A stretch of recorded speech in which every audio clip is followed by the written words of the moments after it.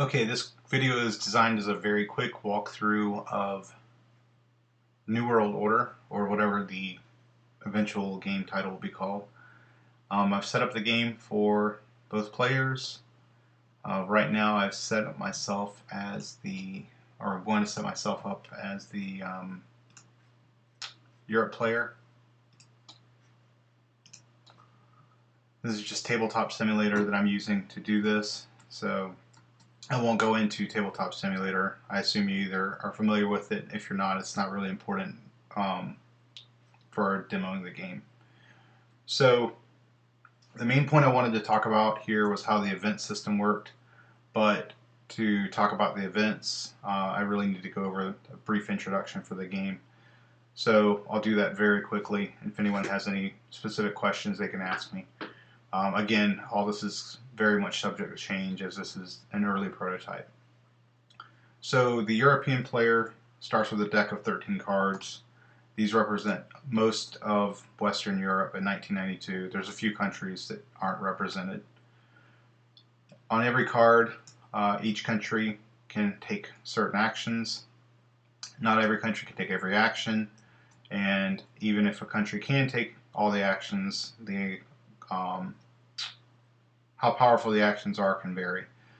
In this instance, Spain has the ability to place new influence, EU influence, place new NATO influence, increase the influence of an existing European Union placement.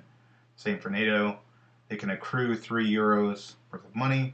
They can build an army within Spain, or they can move a NATO army anywhere on the board.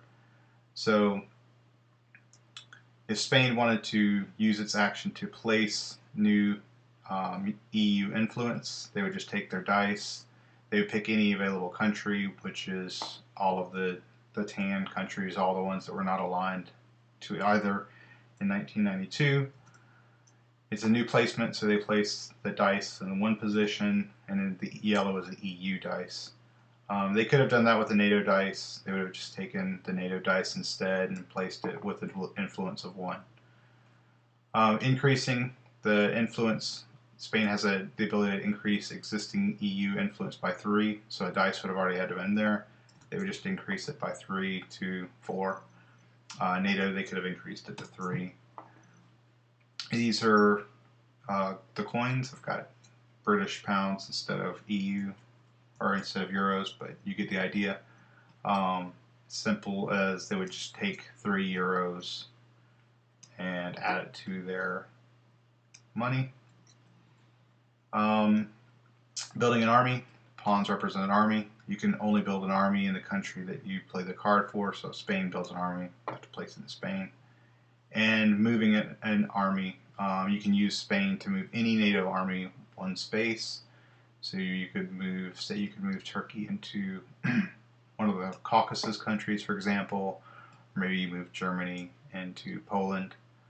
I won't really get into combat and all that. That's more detail than we need to talk about right now. So I want to go ahead and try to get to the point of this video, and that's the event system. So every player gets 4 country cards dealt to them. Every turn they're going to play 2 of those country cards. In addition, they're going to get 2 event cards. In the beginning of the game, you're going to have a stack of 15 right now event cards from the 1990s. Each player will randomly get 2 of those dealt to them. So this is the first one, for example. A little problem there with the dice. So this is the first one. Croatian War of Independence and the Kosovo War. On the event cards, I identify the player who will score victory points if the conditions are met with the symbols here.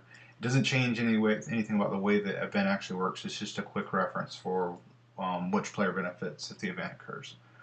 So at the very beginning of the game, the European player is going to have the first turn, and that means they're going to place the first event. So they'll look at their 2 event cards, and they'll decide, hey, of these 2 events, which one do I want to do, or do I want to be in effect in play? So let's say they choose the Croatian War of Independence. They're going to take that card and they will come over here to our really low budget event tracker. Just a little something I'm using right now for a quick reference. It obviously needs to be improved from a visual perspective. So they would place the card here. So it's the end of their turn. They place the card in this first space in the event. Okay, they've taken their turn. The Russia player is going to get their turn. They would have gotten 2 of these event cards too. So we'll just hand them over. Oops.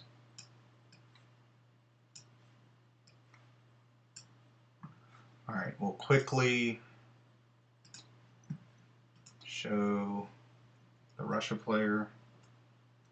It's not super important for the example. So the Russia player has 2 events they can choose from. But they're not going to choose an event this turn. So they're going to take their 2 actions, whatever those actions are with their cards, and then at the end of their turn, they are going to advance the existing event on the event track 1 space. They're not going to play a new event. Then their turn's over, and the European player will play 2 cards. They're not going to play a new event. They're just going to advance the event 1 space. And then the Russia player is going to go again. So the Russia player plays a couple of actions, but now they have to decide which of these 2 events they want to play. So you can see one event benefits the Russia player, the other benefits the European player. Sometimes you'll want to play one that benefits you. Maybe if you're ready for that event, you've played your cards in such a way that you're prepared for it, or maybe you want to play an event that you don't think your opponent can accomplish. So let's just say the Russia player decides he wants the Nagorno-Karabakh war to start. You can pick that event, put it in play, and at the same time he's going to advance the existing event. And the players are going to alternate. They'll keep doing this, so after every turn they'll either advance the event or both events simultaneously. So on the US or the European player's turn, he's going to advance both existing events now. Then the Russia player would advance them. Now we're back to the Europe player. When they come to this column, the Europe player will add a new event. Let's just say he chose this. And then they're all 3 going to advance simultaneously until finally the first one comes off the board. And so we see that the Croatian War of Independence has come off the track. What that means is that it's now, we look at it to see if the trigger's been met. So at this point we would see, does the EU have more influence than Russia and Yugoslavia? So we would check, and in this case the EU has 4 influence, Russia has none, and so the condition is met, and that means that the Croatian War of Independence was supported by the EU successfully, and the EU will score those victory points. One thing I forgot to mention, was as soon as you play an event or choose an event to put in play, you immediately draw another event to replace it. So when that first European event had been drawn, they would have drawn a new event. And so in that regard, you could actually wind up having the ability to sit on events for a long time. Let's say, for example, you had North American assistance and you were the European player, and you want to kind of goad the Russia player into giving you a bunch of free benefits here, placing extra armies and getting money, etc. Then you can just hold on to this event, playing the other event over and over again until this event comes up. So that's pretty much it. In other words, you can hold events for a while, wait for hoping to posture yourself so that you can meet the objectives. But regardless, you're going to have to play an event after every 3 turns because the track will get to the point where you have to play one. So a card will move on the track 9 times. So you're at least going to get 4 or 5 turns as a player to try to affect the outcome of the event.